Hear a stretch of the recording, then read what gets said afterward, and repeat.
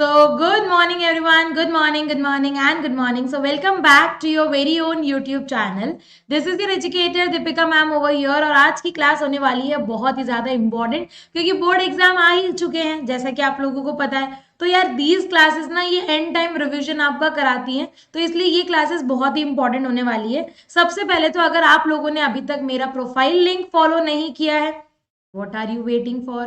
जल्दी जाके इसको फॉलो करके आओ, क्योंकि जितनी भी स्पेशल क्लासेस हम लोग लेते हैं उन स्पेशल क्लासेस का नोटिफिकेशन आपको तभी मिलेगा जब आप हमारा प्रोफाइल फॉलो करोगे. प्रोफाइल का लिंक आपको डिस्क्रिप्शन बॉक्स में मिल जाएगा, जल्दी से जाके फॉलो कर लो. और आप जो भी अपने प्यारे प्यारे कॉमेंट्स यहाँ पे कॉमेंट बॉक्स में देते हो ना, वो सारे के सारे प्यारे प्यारे कॉमेंट्स अगर आप यहाँ पे हैट्स की फॉर्म में हमको दोगे तो हमको बहुत अच्छा लगेगा, प्लस हमारे पास ये सेव भी रहेंगे. तो जल्दी से जाके इस प्रोफाइल को फॉलो कर लो, लिंक डिस्क्रिप्शन बॉक्स में मिल जाएगा. This is your educator Deepika Gwalani over here. I am a CS. I have also completed MBA, MCom and MA in economics. I had AIR in CS final. I am a gold medalist in commerce stream, having 9+ years of teaching experience. But these are just credentials. What relation I have with all of you? That is more important. समझ रहे हो? जो relation तुम्हारा मेरा है ना बेटा, that is more important. ये डिग्री, ये नेम, ये सब चीजें तो यार जस्ट क्रेडेंशियल्स है. ओके, अगर इकोनॉमिक्स ऑन योर टिप्स का टेलीग्राम चैनल अभी तक आपने नहीं ज्वाइन किया है, so what are you waiting for? हाँ, क्लासेस के लिंक्स, जितने भी अपडेट्स हैं, एडवांस इंफॉर्मेशन, PDF, सब चीजें तो आपको यही मिलती है. सारी की सारी चीजें तो आपको यही मिलती है. तो इकोनॉमिक्स ऑन योर टिप्स का जल्दी से जाके टेलीग्राम चैनल ज्वाइन कर लो, क्योंकि यही है वो चैनल जो आप लोगों को सारे अपडेट दे सकता है related with everything, right? Unacademy आपको 2 तरह के सब्सक्रिप्शन ऑफर करता है, ठीक है? पहला सब्सक्रिप्शन है हमारा प्लस सब्सक्रिप्शन, दूसरा सब्सक्रिप्शन है हमारा आइकॉनिक सब्सक्रिप्शन. बेटा प्लस सब्सक्रिप्शन क्या है?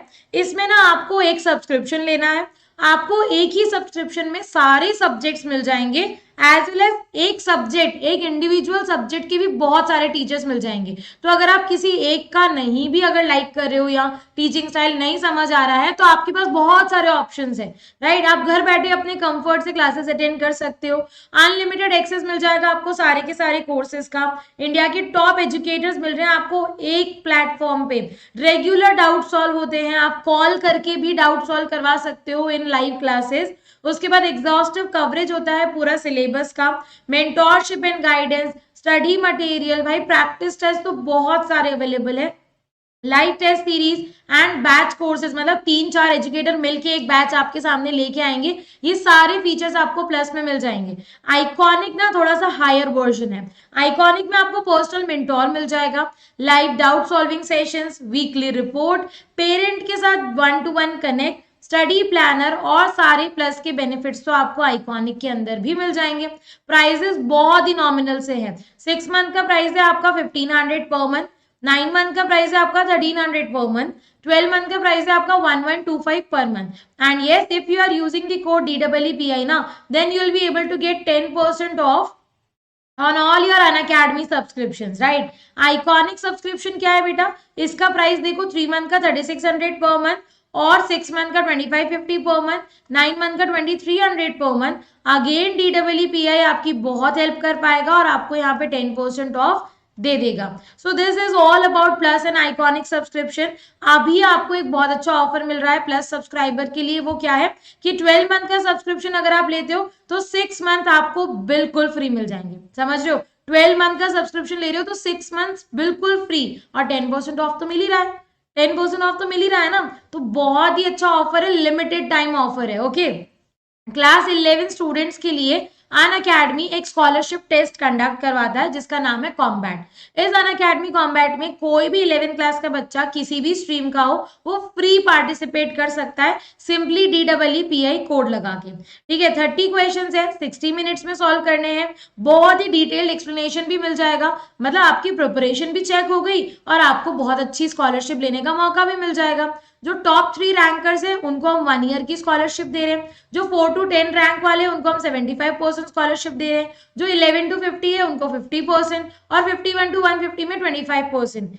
फ्री ऑफ कॉस्ट है, अपना ही लक ट्राई कर लो ना, अपनी एबिलिटी चेक कर लो। सेम बग्स बॉन्टी अगर यहाँ पे बात करें तो अगर आपको वीडियो का कोई भी कंटेंट इनअप्रोप्रिएट लगता है तो नीचे डिस्क्रिप्शन बॉक्स में लिंक है, you can file a complain. चल तो स्टार्ट करते हैं हम लोग फटाफट से, देखो बिना रुके। जो चैप्टर आज हम पढ़ने वाले हैं ना, उस चैप्टर का नेम है पॉवर्टी। ओके, अब ये पॉवर्टी वाला जो चैप्टर है ना, अभी बहुत ही कॉमन सा चैप्टर है कि मतलब हाँ हमको पता है ना, जनरली हम 12th क्लास के स्टूडेंट्स है, we know exactly what is poverty, right. इसमें कुछ नया नहीं है, ये जो टर्म है ये हम बचपन से पढ़ते आ रहे हैं, सुनते आ रहे हैं, इसमें कुछ नया नहीं है। लेकिन फिर भी इस चैप्टर के अंदर आपको कुछ टेक्निकल चीजें दे रखी है जो आप लोगों को पढ़नी है, राइट। तो आज हमारी जो क्लास है इसके अंदर हम सारे जो चैप्टर, ये जो पॉवर्टी वाला चैप्टर है, इसके सारे जो पॉइंटर्स है उसको थोड़ा सा डिस्कस करने वाले हैं। तो देखो फटाफट से, सबसे पहले पॉवर्टी का मीनिंग क्या होता है। तो पॉवर्टी का एक बहुत ही सिंपल सा मीनिंग है कि जब एक पर्सन अपनी बेसिक नेसेसिटीज को फुलफिल नहीं कर पा रहा है, right, when a person is not able to fulfil his basic necessities of life. Necessities of life में क्या आ जाएगा, फूड, शेल्टर, क्लोथिंग। तो जब फूड, शेल्टर, क्लोथिंग को अफोर्ड नहीं कर पा रहा है तो उस सिचुएशन में हम उस सिचुएशन को क्या बोलेंगे, हम उस सिचुएशन को पॉवर्टी बोलेंगे, राइट। जनरली अगर मैं बात करूं कि what are the characteristics of a poor, मतलब एक पर्सन को तुम गरीब कब बोलोगे, पुअर कब बोलोगे, तो सबसे पहले पुअर हेल्थ, बिकॉज जो गरीब लोग होते हैं ना वो अच्छी हेल्थ फैसिलिटीज अफोर्ड नहीं कर पाते, तो तुमको पुअर हेल्थ देखने को मिलेगी जनरली इस सेक्टर के अंदर, मतलब पॉवर्टी वाले जो है लोग, उनके अंदर तुमको क्या देखने को मिलेगी, पुअर हेल्थ देखने को मिलेगी। सेकेंड पॉइंट हमारे पास है hunger, starvation and mall nutrition. भाई बहुत ही सिंपल सी बात है, जनरली इनके पास पैसा तो है नहीं कि देखो बेसिक नेसेसिटीज फुलफिल नहीं कर पा रहे इसीलिए पुअर है ना। तो hunger, starvation, malnutrition, these are common things in these type of people. Debt trap, अब बेटा जरूरतें तो हैं, तो ये बेचारे क्या करेंगे फिर, पता है ये क्या करते हैं, लोन लेते हैं, फिर उसका रीपेमेंट नहीं कर पाते, फिर इस फर्स्ट वाले लोन को रीपे करने के लिए ये दूसरा लोन लेते हैं, फिर उसका भी रीपेमेंट नहीं हो पाता है, फिर इस पे इसको पेमेंट करने के लिए तीसरा लोन लेंगे। तो इस तरह से ना ये पूरा डेट ट्रैप में फंस जाते हैं जिससे ये निकल ही नहीं पा रहे। और ऑब्वियस सी बात है कैसे निकलेंगे, ठीक है, कैसे निकलेंगे, जब इनकम ही नहीं है तो बेचारे का मतलब करेंगे क्या, जब इनकम ही नहीं है तो क्या करें फिर उस केस में, right. Bigger family, generally poor के केस में क्या होता है, साइज ऑफ फैमिली बिगर होती है। एक तो ये एजुकेटेड नहीं है, ठीक है, दूसरा इनको इतना नॉलेज नहीं है, सिंपल सी बात है। तो यहाँ पे ना पुअर के अंदर तुमको बिगर फैमिलीज का कॉन्सेप्ट देखने को मिल जाएगा। तुम देखना ये जो हमारे यहाँ पे ना कच्ची बस्ती में लोग वगैरह रहते हैं, उनके कितने सारे बच्चे होते हैं भाई, ठीक है। तो ये bigger family is a very important feature of these poor people, because they are not educated. उनको हम ये नहीं समझा सकते कि हम दो हमारे दो हैं, नहीं बेटा, वो नहीं समझेंगे, ठीक है, वो नहीं समझेंगे, वो आपसे और उस पे 10 सवाल पूछेंगे, नो। तो ये एक जनरल फीचर देखने को मिलता है। Limited economic opportunity, because education नहीं है, ठीक है, बिकॉज एजुकेशन नहीं है तो इकोनॉमिक अपॉर्चुनिटी मतलब कमाने के लिए जो अपॉर्चुनिटीज चाहिए वो मतलब ज्यादा इनके पास होती नहीं है, बहुत ही लिमिटेड अपॉर्चुनिटीज या ऑप्शंस अवेलेबल होते हैं, ठीक है। तो ये तुम्हारे जनरली क्या हो गए, फीचर्स ऑफ पॉवर्टी। इंडिया के अंदर ना, इंडिया नहीं नॉर्मली भी अगर मैं बात करूं तो अगर मुझे पॉवर्टी को मेजर करना है तो देयर आर टू मेजर्स, ठीक है। पहला हमारे पास है रिलेटिव मेजर और दूसरा हमारे पास है एब्सोल्यूट मेजर, ठीक है, relative poverty and absolute poverty. Relative poverty का मतलब क्या होता है, रिलेटिव पॉवर्टी का मतलब जब हम कंपेयर करते हैं, ठीक है, when one person is poor in comparison to another. जैसे फॉर एग्जांपल दीपिका है, ठीक है, दीपिका इज एंड दूसरा हम यहाँ पे लेते हैं सिद्धांत, ठीक है। अब क्या है, दीपिका की इनकम जो है वो है 10 लाख रुपीज पर एनम, सिद्धांत की इनकम है 6 लाख रुपीज पर एनम। तो यहाँ पे हम कह सकते हैं कि सिद्धांत इज पुअर, ठीक है, Siddhant is poor in comparison to Deepika. तो जब हम रिलेशन में मेजर करते हैं पॉवर्टी को तो उस केस में उसको हम क्या बोलते हैं, उसको हम रिलेटिव पॉवर्टी में बोलते हैं। तो it refers to poverty of people in comparison to other people, regions और नेशन। जनरली अगर देखा जाए तो देखो सिद्धांत पुअर है नहीं, लेकिन हाँ कंपैरिजन किया तो हाँ ठीक है पुअर है, ठीक है। यहाँ पे हम लोग कंपैरिजन कर रहे हैं बेटा, समझ रहे हो, तो कंपैरिजन की वजह से यहाँ पे सिद्धांत पुअर हुआ, अदरवाइज सिद्धांत इज नॉट पुअर, ठीक है। एब्सोल्यूट पॉवर्टी क्या होता है, एब्सोल्यूट के अंदर हम टोटल नंबर मेजर करते हैं, राइट। तो number of people living below poverty line, कितने लोग पॉवर्टी लाइन के नीचे, जब ये मेजर करेंगे तो उसको हम लोग एब्सोल्यूट पॉवर्टी बोलेंगे। समझ आई बात, ठीक है, राइट बच्चा। एब्सोल्यूट के अंदर ना हम बिल्कुल कंपैरिजन नहीं करेंगे किसी के साथ, हम एग्जैक्ट नंबर मेजर करेंगे कि हाँ ये लोग जो हैं इन लोगों का जो है इनकम कम है तो इसीलिए ये लोग पुअर है, सिंपल। तो एब्सोल्यूट पॉवर्टी के अंदर जो हम देखते हैं वो टोटल नंबर ऑफ पुअर देखते हैं, ये थोड़ा ज्यादा रिलायबल मेजर है क्योंकि एग्जैक्ट नंबर ऑफ पुअर बताएगा on the basis of income, लेकिन रिलेटिव पॉवर्टी आपको एग्जैक्ट नंबर नहीं बताता है। ओके, मेजरमेंट ऑफ पॉवर्टी, अगर मैं बात करूं मेजरमेंट ऑफ पॉवर्टी की, तो देखो बेटा प्री इंडिपेंडेंट पीरियड के अंदर जो हमारा पहले वाला टाइम था और एक पोस्ट इंडिपेंडेंट पीरियड मतलब आफ्टर इंडिपेंडेंस का टाइम जो है, अब एक पर्सन है बेटा दादा भाई नारोजी, इन्होंने इंडिया की नेशनल इनकम को भी सबसे पहले मेजर किया था। ऑल्दो रिलायबल BK राव की थी, लेकिन मेजरमेंट अगर देखा जाए तो सबसे पहले इन्होंने ही किया था। तो यही है वो पर्सन जिन्होंने प्री इंडिपेंडेंट इंडिया के अंदर पॉवर्टी को मेजर करने के लिए सोचा, ठीक है। अब सोचा तो है इन्होंने, लेकिन इन्होंने जो कॉन्सेप्ट दिया ना, उसका कॉन्सेप्ट का नाम था जेल कॉस्ट ऑफ लिविंग।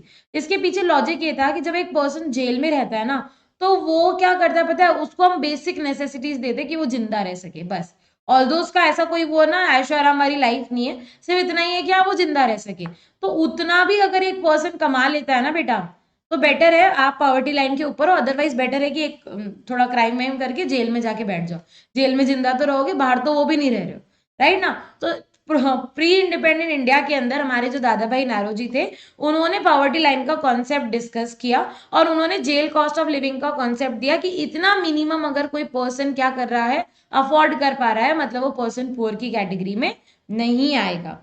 तो पोस्ट इंडिपेंडेंट इंडिया की अगर हम बात करें तो बेटा पोस्ट इंडिपेंडेंट इंडिया मतलब अब जब ब्रिटिशर्स चले गए, बर्बादी तो कर ही गए हैं, तो अब हमने क्या किया, तो अभी हमारे पास ना बहुत सारे इसके अंदर और चीजें आएंगी।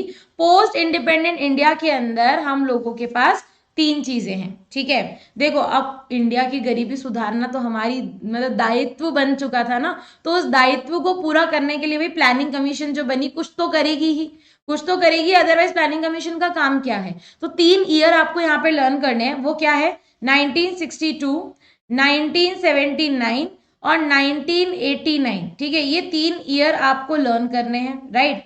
सबसे पहले यहाँ पे जो हमारे पास है वो क्या है, स्टडी करो, ठीक है, स्टडी करो, टास्क परफॉर्म करो और एक्सपर्ट बन जाओ, बस ये 3 चीजें हमको लर्न करनी है बेटा। 62 में प्लानिंग कमीशन ने स्टडी ग्रुप बनाया, ठीक है। 79 के अंदर टास्क फोर्स बनाई गई जो बेसिकली मिनिमम नीड्स और कंजप्शन डिमांड का प्रोजेक्शन देगी कि क्या चल रहा है इकोनॉमी के अंदर, ठीक है। और 89 के अंदर एक्सपर्ट ग्रुप बनाया गया, ठीक है। 89 के अंदर हमने क्या किया बेटा, 89 के अंदर हमने एक्सपर्ट ग्रुप बनाया और ये एक्सपर्ट ग्रुप भी बेसिकली क्या कर रहा था, पॉवर्टी से रिलेटेड ही वर्क कर रहा था कि जो डेटा वगैरह का कलेक्शन का काम होता है ना, उसको हम लोग यहाँ पे देख लेते हैं। Just a second, yes. तो स्टडी करो, टास्क परफॉर्म करो और एक्सपर्ट बन जाओ। 62, 79, 89 ये 3 ईयर लर्न करने हैं। 1 मार्क का क्वेश्चन यहाँ से बन जाएगा, ठीक है। 1 मार्क का क्वेश्चन यहाँ से बन जाएगा एकदम, ओके। चलो नेक्स्ट आपके पास आया पॉवर्टी लाइन का कॉन्सेप्ट। भाई एक है ना इसका बहुत अच्छा केस है, एक वाइवा था, मेरा ही स्टूडेंट था, ठीक है, मेरी ही स्कूल में चल रहा था। तो एक वाइवा था, तो भाई एक्सटर्नल आई, एक्सटर्नल ने बोला बेटा पॉवर्टी लाइन क्या होती है। तो अब बेचारा बच्चा पूरे साल तो आया नहीं था पढ़ने, है ना, पूरे साल वो जागा नहीं, उसको क्या पता पॉवर्टी लाइन, बेचारा मासूम सा बच्चा था। तो व्हाट ही सेड कि मैम एक लाइन होती है, वो होती है बस, ठीक है, और वो लोगों को डिवाइड कर देती है। तो भाई एक्सटर्नल ने पूछा अच्छा ये लाइन होती है, कहाँ है ये लाइन, है ना मैम इंडिया में ही है, इंडिया में ही है ये लाइन, और ये लाइन है जो लोगों को डिवाइड कर देती है, मतलब जो पुअर है वो इस साइड चले जाएंगे और जो नॉन पुअर है वो उस साइड चले जाएंगे। तो उसने कहा सच में की लाइन होती है, तो ही वाज लाइक हाँ मैम होती है ना मैम, बनी भी है ऐसी लाइन। तो बेटा मैं आपको यहाँ पे थोड़ा सा कॉन्सेप्ट क्लियर कर दूं।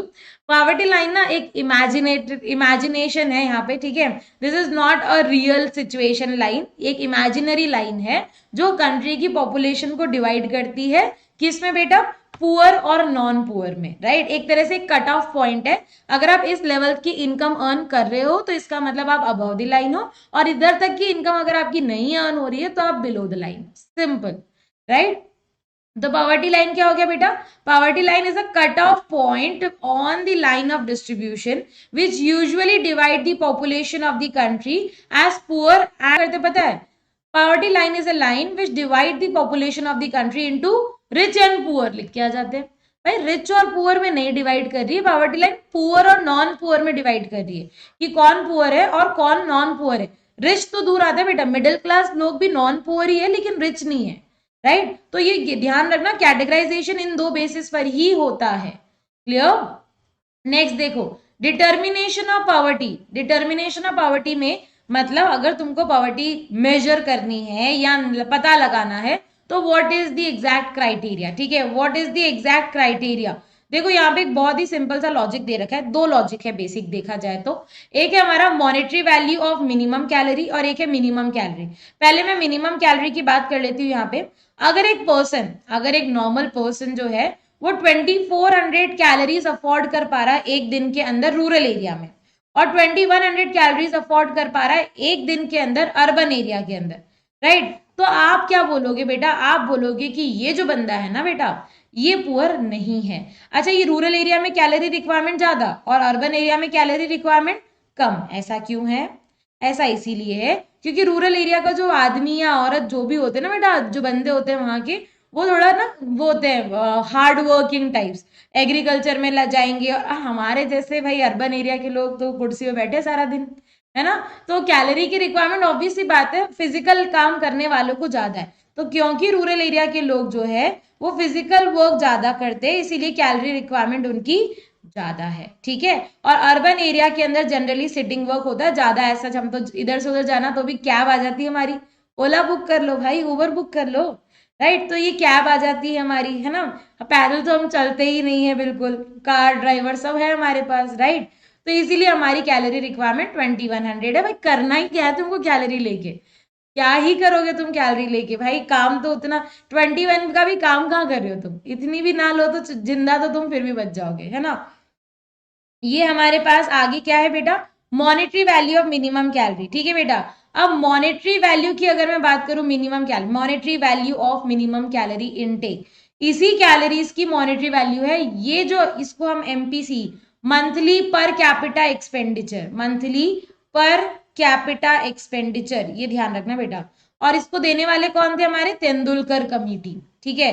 तेंदुलकर कमेटी थी इसको देने वाली, क्या नाम था, एमपीसीई, मंथली पर कैपिटा एक्सपेंडिचर, ठीक है। इन्होंने बोला कि अगर एक बंदा जो है वो 816 रुपए रूरल एरिया में और 1000 रुपए अर्बन एरिया के अंदर अर्न कर रहा है, वो पर्सन पुअर नहीं है, कर लेगा कैलोरी वगैरह खरीद लेगा आराम से।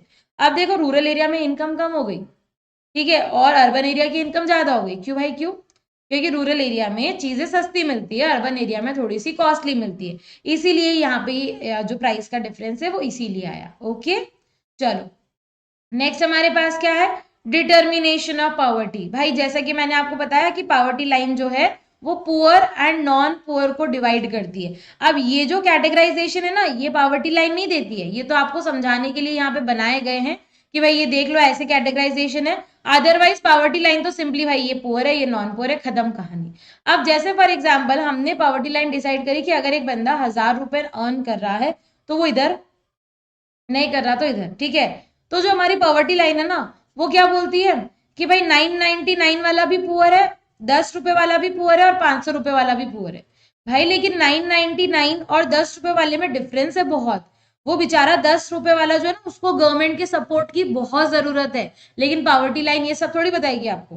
पावर्टी लाइन तो तीनों को ही कहाँ डाल देगी, पुअर की कैटेगरी में डाल देगी, समझ रहे हो। तो पावर्टी लाइन जो हमको देती है ना कैटेगराइजेशन, पुअर और नॉन पुअर तो बता देती है, लेकिन यार उसके अंदर का भी तो सोचो ना कि एक पर्सन जो 999 अर्न कर रहा है और एक पर्सन जो सिर्फ 10 अर्न कर रहा है, 10 वाले को ज्यादा रिक्वायरमेंट है गवर्नमेंट हेल्प की एज कम्पेयर टू 999 वाले को, राइट। लेकिन पावर्टी लाइन ये डिस्क्रिमिनेशन करता ही नहीं है, वो बोलता है नहीं हमारे लिए सब पुअर है, हम तो सबको गरीबी मानेंगे, बाकी कैटेगराइजेशन तुम जानो, तुम्हारा काम जाने, राइट बेटा। तो ये वाली प्रॉब्लम थोड़ी पावर्टी लाइन की क्रिटिसिज्म में चली जाती है, ड्रॉबैक्स में चली जाती है कि पावर्टी लाइन कैटेगराइजेशन नहीं करके देता। दूसरा, सिर्फ इनकम कंपेयर कर रहे हो आप, बस इनकम है तो ठीक है, नहीं है तो अरे भाई what about education, what about good health facilities, what about proper sanitization, what about social evil जैसे डिस्क्रिमिनेशन, अनटचेबिलिटी, आपने ये सारी चीजें तो कंपेयर ही नहीं किए। Why you are not comparing these things. Income तो आप खूब कंपेयर कर रहे हो बेटा, इनकम तो आपने कंपेयर कर ली है ना, लेकिन what about the other factors, यार अदर फैक्टर्स भी तो उतने ही इक्वली इंपॉर्टेंट होते हैं ना। तो ये अब यहाँ पे आपको प्रॉब्लम देखने को मिलेगी, राइट। चलो नेक्स्ट हमारे पास क्या है बेटा, transient poor, chronic poor, non poor, इसके बड़े क्वेश्चंस आ रहे हैं, इनके असर्शन रीजन में भी क्वेश्चन आ रहे हैं, इनके 1 मार्क क्वेश्चन भी आ रहे हैं, तो हम लोगों को ये टॉपिक थोड़े से क्लैरिटी के साथ अच्छी तरह से पढ़ने पड़ेंगे, राइट। देखो chronic poor, transient poor, non poor, ये 3 कैटेगरीज है। सबसे पहले नॉन पुअर निपटाते हैं। नॉन पुअर मतलब नॉन पुअर यार, नॉन पुअर मतलब नॉन पुअर, और क्या। जैसे फॉर एग्जाम्पल अगर मैं ग्राफ बना के समझाऊं, ठीक है, एक ये ग्राफ है, राइट, इसके अंदर मैं तुम्हारी एक पावर्टी लाइन बना देती हूँ, सपोज ये पावर्टी लाइन है, ठीक है। अगर कंट्री की पॉपुलेशन हमेशा इस पावर्टी लाइन के ऊपर ही रहती है तो ये सारी पॉपुलेशन नॉन पुअर है, मतलब ये कभी पुअर होंगे ही नहीं ना, रिच नहीं बोल रही मैं, नॉन पुअर है। अब कोई से भी नॉन पुअर हो सकते हैं, ठीक है। इसके बाद जो मेरे पास सेकेंड पॉइंट है वो क्या है, क्रॉनिक पुअर। क्रॉनिक पुअर का मतलब होता है अत्यंत गरीब लोग, है ना। क्रॉनिक पुअर का मतलब क्या होता है बेटा, क्रॉनिक पुअर का मतलब होता है अत्यंत गरीब लोग, ठीक है। क्रॉनिक पुअर के अंदर हमारे पास कौन से लोग आएंगे, एक आएंगे ऑलवेज पुअर, ठीक है, एक आएंगे ऑलवेज पुअर, और एक आएंगे हमारे पास यूजुअली पुअर। एक होते हैं ऑलवेज पुअर और एक होते हैं यूजुअली पुअर। अगर मैं ऑलवेज पुअर वाले लोगों की बात करूं, ठीक है, अगर मैं ऑलवेज पुअर वाले लोगों की बात करूं तो suppose this is your graph, ठीक है, दिस इज पावर्टी लाइन, तो ये लोग कहाँ रहेंगे बताओ, ये लोग कहाँ रहेंगे बताओ, ये लोग हमारे रहेंगे हमेशा ही नीचे, ठीक है। ये लोग हमारे कहाँ रहेंगे बेटा, ये लोग हमेशा ही हमारे पावर्टी लाइन के नीचे रहेंगे, इसीलिए इसको हम लोग ऑलवेज पुअर बोलते हैं, ठीक है। इसीलिए हम इसको क्या बोल रहे हैं बेटा, ऑलवेज पुअर बोल रहे हैं, ओके। नेक्स्ट देखो यूजुअली पुअर क्या होता है, अब इसकी भी एक लाइन बना के बता दो, ये देखो यूजुअली पुअर की अगर मैं बात करूं तो यूजुअली पुअर की सपोज ये हमारी क्या है, ये हमारी लाइन्स है, ठीक है, this is the poverty line, ये हमारी पावर्टी लाइन है, और ये हमारे जो भी हमने बना दिया। अब यूजुअली पुअर क्या होते हैं, जो जनरली पुअर ही है, जनरली वो नीचे ही रहते हैं, कभी इत्तेफाक से ऊपर आ गए तो आ गए, अदरवाइज तो ये नीचे ही रहने वाले, इसीलिए हमको जनरली मतलब यूजुअली पुअर बोल देते हैं, मतलब हमेशा नीचे ही रहेंगे, कभी कभार हो सकता है कि ऊपर आ जाए, ओके। नेक्स्ट हमारे पास क्या देखो, non poor done, chronic poor done, ठीक है, दो हमने देख लिया, non poor done, chronic poor done. Now what about transient poor, ठीक है। ट्रांजिएंट पुअर कौन होते हैं बेटा, ट्रांजिएंट पुअर में हमारे दो लोग आ जाते हैं, एक आते हैं चर्निंग पुअर, ठीक है, एक आते हैं हमारे चर्निंग पुअर, और ट्रांजिएंट पुअर का दूसरा कैटेगराइजेशन जो है वो है आपका ओकेशनली पुअर, ठीक है, churning poor and occasionally poor, ठीक है। डायग्राम बना के बताओ, डायग्राम बना के बताओ, ये देखो, ये जैसे फॉर एग्जांपल हमने एक ये बना दिया है, मैं दो बना देती हूँ साथ में, ठीक है। पावर्टी लाइन ड्रॉ कर देते हैं, ये हमारी सपोज पावर्टी लाइन है, ओके। सबसे पहले अगर मैं चर्निंग पुअर की बात करूं तो भाई चर्निंग पुअर वाले लोग कौन है, नटखट लोग, ठीक है, कभी ऊपर कभी नीचे, कभी ऊपर कभी नीचे, मतलब चलता रहता है इनका, इनका कोई फिक्स नहीं है, ठीक है, इनका क्या है, कोई फिक्स नहीं है, तो कभी ऊपर रहेंगे कभी नीचे, कभी ऊपर कभी नीचे, कभी ऊपर कभी नीचे, तो इसको चर्निंग पुअर बोलते हैं, जिनका कोई फिक्स नहीं है। कभी किसी मंथ में इनकम हो गई, जैसे सीजनल फार्मर्स जो होते हैं, अगर इनकम अच्छी हो गई, क्रॉप अच्छी हो गई तो भाई ठीक है, अच्छी बात है, ठीक है, ऊपर नीचे चलते रहते हैं, इनको कोई ऐसा वो नहीं है, राइट। ओकेशनली पुअर क्या होते हैं, जो जनरली ऊपर ही रहते हैं, है ना। ओकेशनली पुअर मतलब जनरली ऊपर ही रहते हैं, कभी कभार नीचे आ जाए तो आ जाए, अदरवाइज वो ऊपर ही रहते हैं, राइट। सो ये हमारा क्या हो गया, ये हमारा ट्रांजिएंट पुअर हो गया।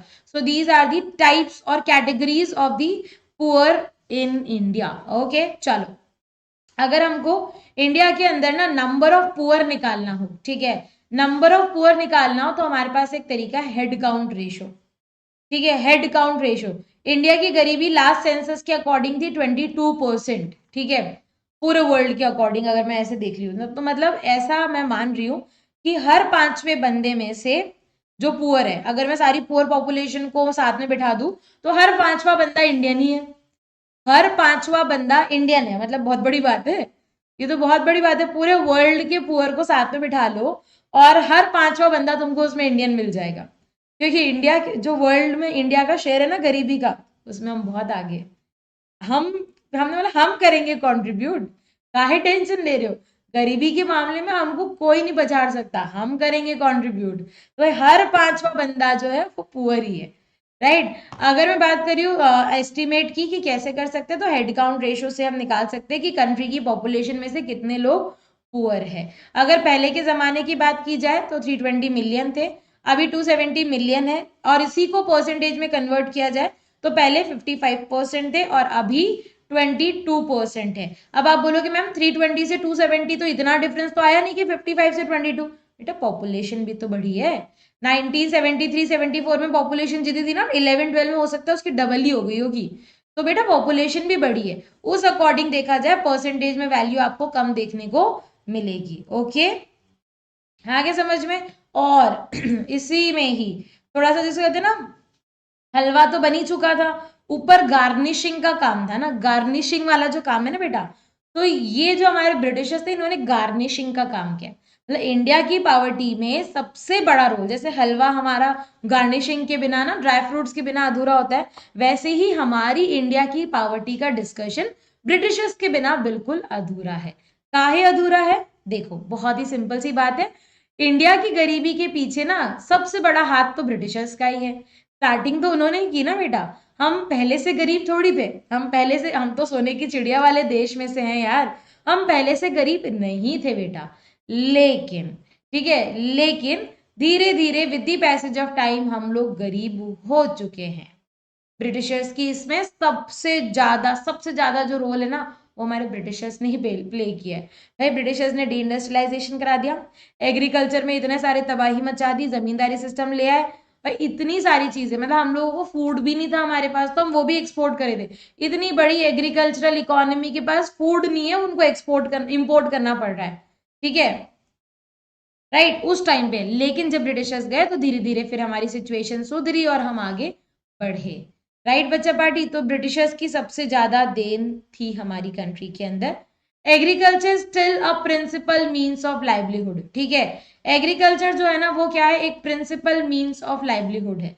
मतलब इसका मीनिंग क्या हुआ, इसका मीनिंग ये है कि एग्रीकल्चर की सक्सेस रेट जो है ना वो बहुत कम है, ठीक है, एग्रीकल्चर की सक्सेस रेट बहुत कम है, एग्रीकल्चर रिस्क की बिजनेस है, ऊपर से हमारी कंट्री की तो भाई मैक्सिमम पॉपुलेशन इसी पे डिपेंडेंट है। तो कैसे कैसे बढ़ेगा देश, बताओ कैसे बढ़ेगा देश, ऐसे तो देश नहीं बढ़ेगा ना बेटा। तो एक ये भी सीरियस प्रॉब्लम है। कॉजेस की अगर हम बात करें, what are the reasons of poverty, ठीक है, what are the reasons of poverty. पहला पॉपुलेशन एक्सप्लोजन, ठीक है, सिंपल सी बात है, मैं दो लोग हैं हम घर में, ठीक है, मैं जितना कमा रही हूँ दो लोगों के लिए काफी है, जैसे ही वो लोग 3 या 4 हो जाएंगे वो अफोर्डेबिलिटी कम हो जाएगी, मैं पुअर की कैटेगरी में आ जाऊंगी, ठीक है। 2 लोगों तक सफिशिएंट इनकम थी, हम देख पा रहे थे, लेकिन जैसे ही इनकम बढ़ी, ठीक है, मतलब सॉरी, जैसे ही फॉर एग्जाम्पल पॉपुलेशन बढ़ी तो वो तो बढ़ जाएगी, फिर तो हम पुअर की कैटेगरी में आ जाएंगे। नेक्स्ट पॉइंट है हमारा low level of economic development. बेटा इंडिया की गरीबी को मिटाने के लिए ना देश में डेवलपमेंट की जरूरत है। जब तक इकोनॉमिक अपॉर्चुनिटीज आएंगी नहीं तब तक हम ग्रो करेंगे कैसे, राइट तो यही वाली प्रॉब्लम यहाँ पे सबसे ज्यादा देखने को मिलती है कि इकोनॉमिक डेवलपमेंट बहुत कम है, बहुत एक्सट्रीम कम है। पुअर स्टेट ऑफ एग्रीकल्चर, भाई एग्रीकल्चर का जो स्टेट है ना बहुत खराब, एक तो मैक्सिमम पॉपुलेशन इस पे है, ठीक है, मैक्सिमम पॉपुलेशन इसी के ऊपर एंगेज्ड है, और हमारा एग्रीकल्चर का जो स्टेट है वो लेकिन फिर भी अभी भी क्या है, पुअर है। नेक्स्ट है हाई इलिटरेसी रेट, ठीक है, इलिटरेसी रेट का मतलब क्या है, हाई इलिटरेसी रेट, हाँ ठीक है, लिटरेसी रेट नहीं, भाई लोग पढ़ना लिखना जानते नहीं, कहाँ से कमाएंगे, इकोनॉमिक अपॉर्चुनिटीज आएगी कहाँ से, और इसी रीजन की वजह से अनएम्प्लॉयमेंट क्रिएट होता जा रहा है और इनइक्वालिटीज ऑफ इनकम भी बढ़ती जा रही है, जिससे भी पॉवर्टी बहुत ज्यादा होती जा रही है। मतलब जितना भी कमा रहे हैं ना वो रिच लोग कमा रहे, बेचारा पुअर तो वहीं का वहीं बैठा है, राइट तो ये प्रॉब्लम्स हमारी कॉजेज ऑफ पॉवर्टी के अंदर हमको देखने को मिल रही है। ओके बच्चा पार्टी, तो ये हमारा यहाँ पे रीजंस हो गए। अब गवर्नमेंट ने क्या किया, जब गवर्नमेंट को पता है कि कंट्री की हालत इतनी खराब चल रही है, लोग इतने ज्यादा पुअर है, तो गवर्नमेंट को भी तो कुछ करना चाहिए ना। तो बेटा ऐसा नहीं है कि गवर्नमेंट ने कुछ नहीं किया, गवर्नमेंट भी हमारी कंपनी है भाई, बहुत कुछ किया। उन्होंने सबसे पहले अपनाई ग्रोथ ओरिएंटेड अप्रोच। उन्होंने बोला, मतलब गवर्नमेंट ने सोचा कि अगर कंट्री की ग्रोथ होगी तो ग्रोथ होते ही अपने आप पॉवर्टी क्या होने लग जाएगी, धीरे धीरे रिड्यूस होने लग जाएगी। बट ऐसा हुआ नहीं, ठीक है, ऐसा बिल्कुल भी नहीं हुआ। तो गवर्नमेंट को फिर अपनी अप्रोचेस चेंज करनी पड़ी, ठीक है, अप्रोचेस चेंज करी, क्योंकि ग्रोथ तो सारी रिच ही ले जा रहा था भाई, ग्रोथ तो सारी रिच पीपल कर रहे हैं, तो लोग पुअर वाले लोग तो एज इट इज वहीं पर ही है, ठीक है, वहीं पर ही है बेटा सारे के सारे। तो ग्रोथ से कुछ नहीं हुआ, राइट। फिर नेक्स्ट हमारे पास है पॉवर्टी एलिविएशन प्रोग्राम, ये थोड़े बहुत सक्सेसफुल हुए। एमजी नरेगा, SGRY, NFWP, बहुत सारे ऐसे एलिविएशन प्रोग्राम्स आए जिन्होंने हमारी कंट्री में बदलाव लाने की पूरी पूरी कोशिश की और बहुत हद तक सक्सेसफुल रहे भी, राइट। मिनिमम नीड्स प्रोग्राम जैसे मिड डे मील स्कीम हो गई, चाइल्ड इंटीग्रेशन प्रोग्राम हो गया, इसमें बेसिकली गवर्नमेंट ये चाहती थी कि चलो ठीक है, तुम्हारी बेसिक नेसेसिटीज में फूड, शेल्टर, ये सब आ रहा है ना, फूड हम दे देते हैं तुमको, ठीक है। तो मिनिमम नीड्स प्रोग्राम के अंदर गवर्नमेंट ना उनकी मिनिमम नीड्स ही फुलफिल कर रही थी कि एक पर्सन पुअर क्यों होता है, क्योंकि वो नीड्स नहीं फुलफिल कर पा रहा, मिनिमम रिक्वायरमेंट नेसेसिटीज फुलफिल नहीं कर पा रहा, चलो वो हम दे देते हैं, वही हम दे देते हैं। तो गवर्नमेंट ये मिनिमम नीड्स को फुलफिल करने की कहाँ पे कोशिश कर रही थी। ओके, आगे बढ़ते हैं। सेल्फ एम्प्लॉयमेंट प्रोग्राम्स, भाई सेल्फ एम्प्लॉयमेंट प्रोग्राम्स क्या होते हैं समझना। सेल्फ एम्प्लॉयमेंट प्रोग्राम का मतलब है हमारा सबसे पहला rural employment generation programme, prime minister Rozgar Yojana, स्वर्ण जयंती ग्रामीण रोजगार योजना, स्वर्ण जयंती शहरी रोजगार योजना, ठीक है। ये हमारे पास सारी क्या है, सेल्फ एम्प्लॉयमेंट प्रोग्राम्स है, right. These are self employment programme. बेटा गवर्नमेंट के पॉवर्टी एलिविएशन प्रोग्राम दो पार्ट्स में डिवाइडेड थे, एक थे सेल्फ एम्प्लॉयमेंट और एक थे वेज एम्प्लॉयमेंट। सेल्फ एम्प्लॉयमेंट में गवर्नमेंट तुमको हेल्प करेगी, एम्प्लॉयमेंट तुम खुद जनरेट करोगे। तुमको बिजनेस खोलना है, ठीक है, we are there to help you. तुमको फाइनेंस चाहिए, we are there to help you, लेकिन काम तुमको ही करना है, खोलना तुमको खुद का खुद ही है, ठीक है। वेज एम्प्लॉयमेंट में गवर्नमेंट तुमको उनके पास बुलाएगी और तुमको वहां पे काम देगी और वेजेस भी देगी। तो दो अलग अलग चीजें हैं, दो अलग अलग अप्रोचेस है। पहले हमारे पास सेल्फ एम्प्लॉयमेंट है, ये जो 4 स्कीम है ये आपको सेल्फ एम्प्लॉयमेंट में पढ़नी है, ठीक है। सबसे पहला क्या है, rural employment generation programme. Rural employment generation programme जो बेसिकली है वो हमारी गवर्नमेंट ने स्टार्ट किया था सेल्फ एम्प्लॉयमेंट अपॉर्चुनिटीज क्रिएट करने के लिए रूरल एरिया में। तो रूरल लिखा है ना, तो रूरल एरिया के अंदर था और थोड़े बहुत स्मॉल टाउन्स भी कवर किए थे। It was implemented by khadi and village commission, जो हमारी स्मॉल स्केल इंडस्ट्रीज की कमीशन थी ना, स्मॉल स्केल इंडस्ट्रीज वाली ही कमीशन थी जिन्होंने इसको इम्प्लीमेंट किया था। Financial assistance in the form of bank loan यहाँ पे आपको मिल रहा था, मतलब गवर्नमेंट यहाँ पे क्या दे रही थी, आपको लोन दे रही थी आपके बैंक अकाउंट में, सिंपल, ठीक है। नेक्स्ट समझ आया क्या, आगे देखते हैं। नेक्स्ट हमारे पास है प्राइम मिनिस्टर रोजगार योजना। प्राइम मिनिस्टर रोजगार योजना, सिंपल सी बात है, राइट। 8th प्लान के अंदर आई थी ये, ठीक है, माइक्रो एंटरप्राइजेस क्रिएट करने के लिए। ये किसके लिए आई थी बेटा, माइक्रो एंटरप्राइज, क्योंकि गवर्नमेंट का ये मानना था कि माइक्रो एंटरप्राइजेस अगर ओपन हो जाएगी ना बेटा, तो कहीं ना कहीं दूसरे लोगों को भी एम्प्लॉयमेंट मिल जाएगा। तो इस प्रोग्राम के अंदर हमने एजुकेटेड अनएम्प्लॉयड लोगों को टारगेट किया जो लो फैमिली से बिलोंग करते थे, क्योंकि यहाँ पे कहीं पे भी रूरल और अर्बन तो लिखा नहीं है, यहाँ पे रूरल अर्बन तो लिखा नहीं है, तो यहाँ पे हमने educated unemployed people from low income families को टारगेट किया और उसके बाद हमने क्या किया, इसको और आगे बढ़ाया। ओपन करना है तो 1 लाख रुपीज का लोन मिल जाएगा और अदर एक्टिविटीज के लिए 2 लाख का लोन मिल जाएगा। मतलब एक तरह से गवर्नमेंट थोड़ी हेल्प कर रही है कि चलो कुछ खोल लो नया अपना और लोगों को भी एम्प्लॉयमेंट जनरेट कराओ, ठीक है। स्वर्ण जयंती शहरी, भाई शहरी मतलब अर्बन, तो इसका पहला पॉइंट ही क्या है कि अर्बन एरियाज के लिए थी। इसमें ना सेल्फ और वेज दोनों आ रहा था, मतलब गवर्नमेंट जो यहाँ पे आपको हेल्प कर रही थी उसमें सेल्फ और वेज दोनों आपको मिल रहा था। 75-25 का रेशियो था, 75% सेंट्रल गवर्नमेंट दे रही थी यहाँ पे जो भी स्पॉन्सरशिप वगैरह है, मतलब जो भी कॉन्ट्रीब्यूशन है अमाउंट एंड ऑल, और 25% जो था वो किसका था बेटा, स्टेट का, ठीक है। आगे बात समझ में। स्वर्ण जयंती शहरी रोजगार योजना जो है वो क्या करता था बेटा, grant loan to SHG, right. ये हमारे SHG को लोन देता था बेटा। SHG सेल्फ हेल्प ग्रुप जो खुद की ही मदद करते हैं, तो ऐसे बहुत सारे माइक्रो फाइनेंसिंग सिस्टम गवर्नमेंट ने ये माइक्रो फाइनेंसिंग के लिए ही, माइक्रो एंटरप्राइजेस के लिए, और SHG को लोन देने का काम इस स्कीम में किया जाता था। ओके, वेज एम्प्लॉयमेंट प्रोग्राम ना व्हाट देखो अभी तक जो हमने पढ़ा ना वो हमने क्या पढ़ा बेटा, वो हमने पढ़ा सिंपली सेल्फ एम्प्लॉयमेंट। अभी हमारे पास क्या है, वेज एम्प्लॉयमेंट। वेज एम्प्लॉयमेंट में हमारे पास है संपूर्ण ग्रामीण रोजगार योजना, इसका बेसिकली था additional and supplementary wage employment दे रही थी। इस रोजगार योजना को NFWP में मर्ज कर दिया गया 2004 के अंदर, और इस NFWP को MG नरेगा में मर्ज कर दिया गया 2005 के अंदर, ठीक है, नरेगा में मर्ज कर दिया गया, राइट। तो ये हमारा सिस्टम चला, संपूर्ण ग्रामीण को मर्ज किया नेशनल NFWP में, NFWP को मर्ज किया हमने कहाँ पे, इसमें MG नरेगा के अंदर, राइट। तो ये NFWP आया था 2004 के अंदर, supplementary wage employment same, 150 backward districts में और 100% सेंट्रली स्पॉन्सर्ड था। Mahatma Gandhi national rural employment guarantee act में 100 डेज का एम्प्लॉयमेंट मिल रहा था फिक्स, और अगर गवर्नमेंट नहीं दे पाई तो 15 दिन का अनएम्प्लॉयमेंट अलाउंसेस भी देगी, ठीक है। 2001 है ये, 2001 है। 2001 में आया, फिर 4 में आया, और फिर ये आया 2005 में, राइट। तो ये 3 ईयर आप लोग यहाँ पे लर्न कर सकते हो, ठीक है। सोशल असिस्टेंस, भाई ये देख लो, इसका क्वेश्चन 1 मार्क में आजकल बहुत ट्रेंडिंग चल रहा है। नेशनल सोशल असिस्टेंस प्रोग्राम 15 अगस्त 1995, WTO वाला ईयर है, देख लो, ठीक है। इस प्रोग्राम के अंदर elderly people who do not have anyone to take care of them are given pension to sustain themselves, ये बेसिकली इन लोगों के लिए है। सोशल असिस्टेंस देख लो तुम, सोशल असिस्टेंस के नाम से ध्यान रख लेना कि बुजुर्गों की मदद करने के लिए ये हमको दिया गया था, ओके। प्रधानमंत्री जन धन योजना 2004 में आया। इसका सबसे पहला रीजन तो ये था कि गरीबों के अकाउंट होंगे तो सब्सिडीज उनके अकाउंट में डायरेक्टली जाएगी, इधर उधर जाती है, उन तक पहुंचती नहीं है, डेवलपमेंट नहीं हो पाता। तो भाई जनधन योजना में सारी सब्सिडीज वगैरह जो भी गवर्नमेंट देगी वो यही अकाउंट में देगी। तो एक तो अकाउंट खुलवाए सबके, ठीक है।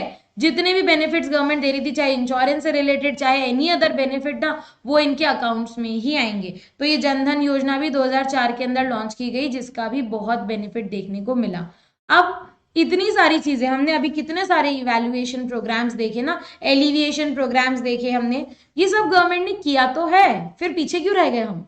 इतनी सारी चीजें गवर्नमेंट ने की तो है, ठीक है, फिर भी हम लोग 2014 है क्या ये?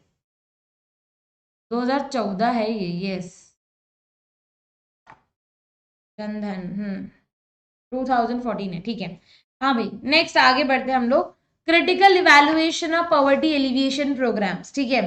देखो भाई, पॉवर्टी एलिविएशन प्रोग्राम्स जो है ना, इतने सारे गवर्नमेंट ने लगाए, फिर भी सक्सेसफुल क्यों नहीं हुए? इंडिया की गरीबी इतनी कम क्यों नहीं हुई जितनी होनी चाहिए थी? तो देखो बेटा, बहुत सारी चीजें हैं।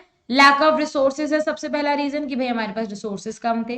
अनइक्वल डिस्ट्रीब्यूशन ऑफ असेट्स, भाई हमारे असेट्स गवर्नमेंट इक्वली डिस्ट्रीब्यूट, कहीं तो इतना ज्यादा पैसा लगा दो एजुकेशन में, कहीं बिल्कुल मत लगाओ। प्रॉपर इम्प्लीमेंटेशन नहीं हुआ, भाई सेंट्रल गवर्नमेंट अप्रूव कर रही है इतना, स्टेट गवर्नमेंट के पास आते आते हो जाता है इतना, ठीक है, स्टेट गवर्नमेंट से लोकल गवर्नमेंट के पास जाते जाते हो जाता है इतना, और गरीबियों को मिलता है इतना, चुटकी भर, ठीक है।